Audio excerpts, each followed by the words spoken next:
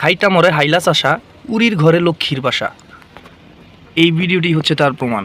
এই যে ছেলেটিকে দেখতে পাচ্ছেন, এ হচ্ছে ফেনীর একটি গাড়ির অ্যাসিস্ট্যান্ট। এই যে প্রচণ্ড রোদের মধ্যে দেখেন, পুরো চামড়া পুড়ে যায় এরকম রোদের মধ্যে গাড়ির কাজ করতেছে।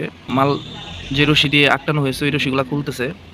এই যে কাগজ তিরপল এগুলা মানে নামিয়ে রাখছে, এগুলাও খুলছে, আবার এগুলো নিজেই ভাঁজ করবে। এই যে দেখেন প্রচণ্ড রোদ।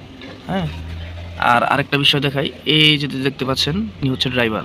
ইনি মানে সিনিয়র ড্রাইভার। দেখবেন আপনারা সবাই দেখবেন যে চা স্টলে, তারপরে পানের দোকানে, বিভিন্ন জায়গায় 2-4-5 জন ড্রাইভার যখন এক জায়গায় হয়, মানে এদের চাপার জোরের দিকটা থাকা যায় না। এই গল্প সেই গল্প, নানান গল্প। তবে যার মধ্যে মনুষ্যত্ব নেই তাকে আমি মানুষ বলে মনে করি না। কারণ দেখেন, এই ড্রাইভার পান খাচ্ছে, এদিক ওদিক ঘুরছে। এই যে বিশাল কাগজ তিরপল, যারা অ্যাসিস্ট্যান্ট করে ড্রাইভার হয়েছেন তারা অবশ্যই এই কষ্টটা বুঝবেন।